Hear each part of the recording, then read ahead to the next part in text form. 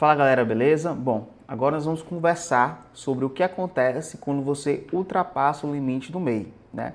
Então, conforme você consegue ver aí na tela, existem duas situações quando você ultrapassa o limite do MEI. Primeira situação é o quê?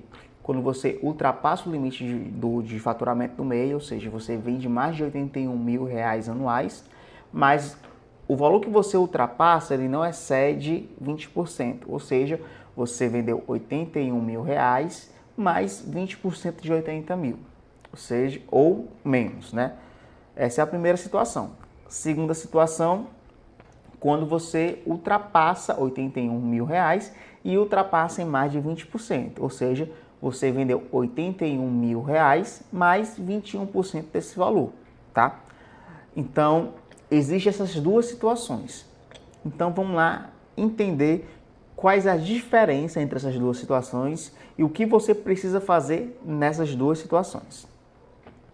Primeira situação, ultrapassei o limite do MEI, mas em até 20%, não foi mais de 20% o que eu ultrapassei. O que é que vai acontecer? Primeiro, você vai precisar fazer o desenquadramento do MEI, tá? Mas o que acontece? Pensa comigo. Vamos supor que você chegou em novembro e você percebeu que você ia ultrapassar o limite do MEI. Ou melhor, chegou em novembro e você já viu que você ultrapassou o limite do MEI. Mas quando chega em dezembro, você percebe que você ficou ali dentro dessa margem de 20%, né? O que é que você vai precisar fazer? Espera, né, até dezembro. Chegou em dezembro, você vai fazer o desenquadramento do MEI. Você vai ir lá, primeiro, você vai procurar um contador para fazer esse processo de desenquadramento.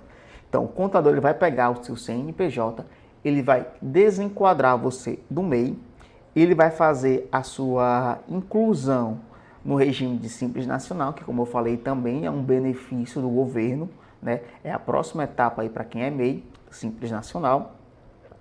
E ele vai fazer essa mudança do MEI para o Simples Nacional. E quando você se tornar uma empresa do Simples Nacional, você vai passar a ser obrigado a ter contador. Então, enquanto você trabalha com o MEI, você não tem a obrigação de ter contador, a não ser que você contrate um funcionário. Mas não contra nenhum funcionário, não existe nada que lhe obrigue, lhe traga a obrigação de ter um contador. Você pode ter se você enxergar valor nisso. Certamente tem, a gente vai ver lá na frente.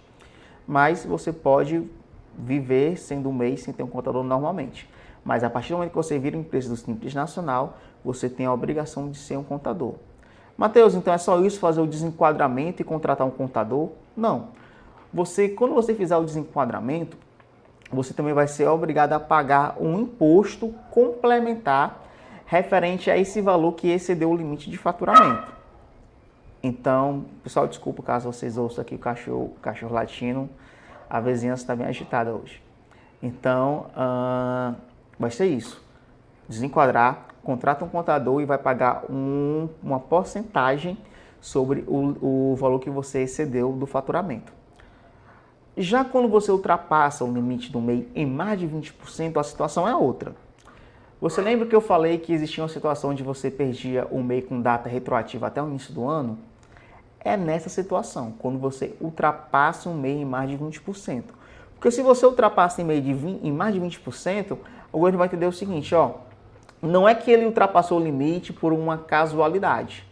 Ele já deveria ter regularizado desde o início, ele deveria ter aberto uma empresa do Simples Nacional, e não MEI. Porque o faturamento aqui está completamente incoerente com esse regime. Então, o que é que ela faz? Ela faz com que você desenquadre no MEI desde janeiro. E aí, desde janeiro, você primeiro vai ter que contratar um contador para fazer esse desenquadramento e você vai ter que passar a cumprir as obrigações que uma empresa do Simples Nacional tem que cumprir, declarações, recolhimento de imposto, desde janeiro para frente. Então, em dezembro, você viu que ultrapassou em mais de 20%, desenquadra, o contador ele vai calcular os impostos que você deve desde janeiro até dezembro e entregar todas as declarações. Isso aqui acaba saindo um pouco mais caro, por quê? Porque contador ele cobra, galera, por mês em que ele está cuidando da empresa. Então, por exemplo, todo mês você paga uma mensalidade para o contador para ele cuidar da tua empresa durante aquele mês. Então, em janeiro você vai pagar uma mensalidade referente às obrigações, às declarações, os cálculos de imposto de janeiro e assim sucessivamente. Nesse caso aqui do MEI, você desenquadrou e você vai ter que ter feito retroativo. Então perceba que o contador ele vai ter que ter o trabalho de sair apurando imposto, calculando imposto, fazendo inúmeras declarações desde o início do ano para cá. Então, naturalmente, também o contador ele vai te fazer a cobrança dos honorários de mês a mês. Talvez, aí, dependendo do contador e também dependendo do teu poder de convencimento, você pode ali fazer uma negociação, tanto em valor como também em prazo de pagamento. Mas isso é uma realidade, tá? Então, vai sair caro porque você vai contratar um contador, o contador ele vai fazer esse teu desenquadramento e resolver o teu problema desde o início do ano para cá, isso é legítimo, tá? Você vai ter que recolher os impostos e detalhe, você vai estar recolhendo os impostos em atraso, porque lembra, o imposto referente a janeiro você tem que pagar em fevereiro, e você vai estar pagando em dezembro, então também vai haver ali um acréscimo de juros e multas. Então perceba que se ultrapassar o limite do MEI em mais de 20%, ele traz consigo ali uma série de obrigações e ônus que você vai ter que dar conta, né? Que você vai ter que resolver. Mas, galera, uma coisa também que é importante você ter em mente. Ultrapassar o limite do MEI não é ruim. Ultrapassar o limite do MEI é bom. Por quê? Porque isso mostra que o teu empreendimento está crescendo. Você está conseguindo ter resultados extraordinários, mais do que aquilo que você imaginou inicialmente. Então, se você precisou desenquadrar do MEI, porque você ultrapassou o limite, cara, eu tenho que te dar os parabéns. Isso tudo aqui são situações normais, inerentes ao empreendimento. Mas, cara, isso significa que tu está conseguindo resultados muito bons. Então, isso aqui, galera, não se martirize, não tenha medo de ultrapassar o limite do MEI. Procure isso, inclusive. Faça o seu negócio, faça o seu empreendimento crescer, beleza?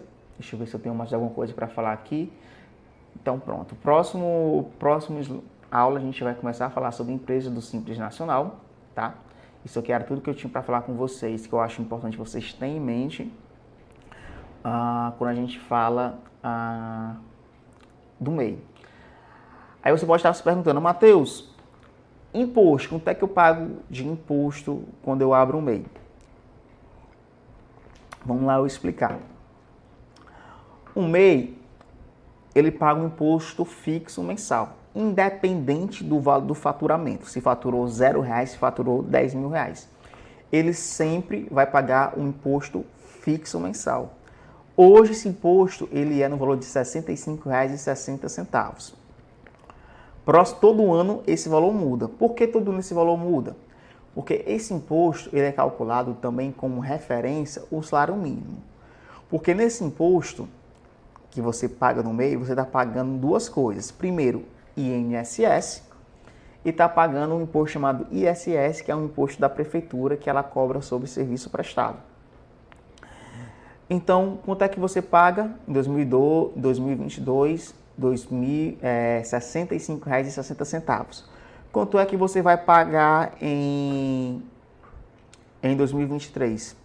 Se não me falhar a memória, o salário mínimo em 2023 vai ser R$ 1.305. Então, o que é que está incluso nesse valor de R$ 65,60?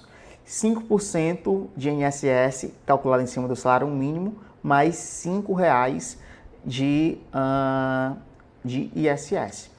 E como o salário mínimo muda todo ano, esse 5% em cima do salário mínimo também vai mudar. Então, quanto é que vai ser o valor no próximo ano? Se eu não estiver enganado, né, se a minha mente não estiver falhando, o salário em 2023 vai ser 1.305, o que dá 5% sobre esse valor, vai dar R$ 65,25, mais R$ 5,00 de INSS vai dar R$ 70,25. Ou seja, todo MEI que presta serviço em 2023 vai pagar o valor fixo mensal de R$ 70,25. Independente se faturar zero ou faturar R$10.000. É um valor fixo, tá beleza? Matheus, um mês só paga isso? Um mês só paga isso, tá? Mas um detalhe, dependendo do valor que você fature no ano, se não me falha a memória, se você faturar 28.500 reais para cima, você é obrigado a entregar a declaração de imposto de renda na pessoa física e, dependendo do valor que você teve de faturamento, você também é possível que você seja obrigado a pagar imposto de renda na pessoa física, tá? Mas, em tese, é isso. R$ 70,25 em 2023 e, dependendo do faturamento, faz a declaração do imposto de renda, dependendo do faturamento, você vai pagar alguma coisa ali de imposto de renda também, tá? Então é isso. Isso aqui, essa aula encerra aquilo que a gente tinha para conversar sobre MEI. E a partir da próxima aula a gente vai falar sobre Simples Nacional, beleza? Que é o próximo passo aí para você que está empreendendo. Primeiro passo, CPF. Segundo, né, se você optar por correr o risco, MEI. E o terceiro passo, Simples Nacional, beleza? Então é isso, galera. Até a próxima aula. Valeu!